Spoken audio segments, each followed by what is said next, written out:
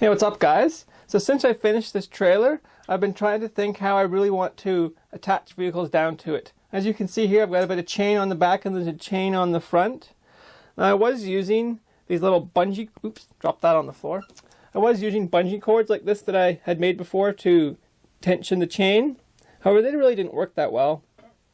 So I thought, well, what if I can make a little load binder? Well, let's just give that a try. So this was my very first attempt at it. Oh, actually, before we get into that, I did a little bit of Googling and I found a couple forum posts from, I think, 2008 on someone making little load binders out of aluminum. So I thought, hey, I might be able to make that. So here was my first attempt at making a load binder. It came out a little bit bigger than I wanted. Now, I don't have any hooks on either end, as this was basically just a prototype piece to see if I could actually make it. However, it does actually work quite well.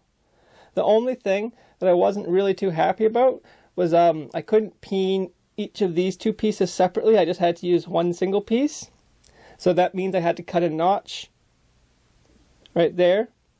Other than that though, I think this came out quite well, and it definitely works. So I thought, well, I seem to be able to make them. Let's try and make a smaller one now. So that was my next goal. As you can see here, I've got one that's a bit smaller. Let me just show you a comparison here. So as you can see, it does look a little bit smaller. However, it does look a lot bit smaller when you extend them out. You can really see the size difference then.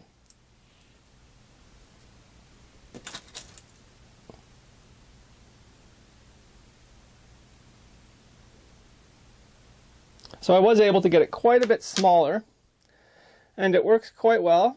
This is definitely not my final one, as it made a few mistakes on it. Like this piece here is a bit too long and a bit misshapen. I had meant for this hump to be a little bit further back so it would be over top of the notch to give it a little bit more strength, but as you can see, it was too far forwards. So I still need to make another one. And I would also like to make it a little bit smaller. However, I'm not sure I could really make these too much smaller and have them still strong. I also was really struggling to try and peen over this little nail. It bent pretty badly, as you can see. So I definitely need to get a stronger nail to peen over. For the little one in here, I just literally used an aluminum rod from Rivets. So that one came up really well, and I was able to get that in there pretty well. All right, well, let's just see how well this works on the actual chain here. So as you can see, pretty good bit of movement there on the back wheel. Let's hook up the load binder and see how much it improves it.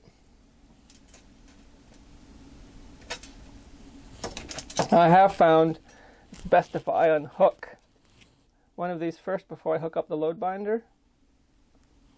Not exactly sure on the tension I need at the moment either, but we'll see if I need more or not. And then bam, there we go. Now there's a lot less wheel movement there. I think it came out pretty good. I'm definitely going to try and make a smaller one though, and one that works just a little bit better. If you have any questions, comments, or suggestions, make sure to leave them in the comments below. Thanks for watching, and I'll see you guys next time.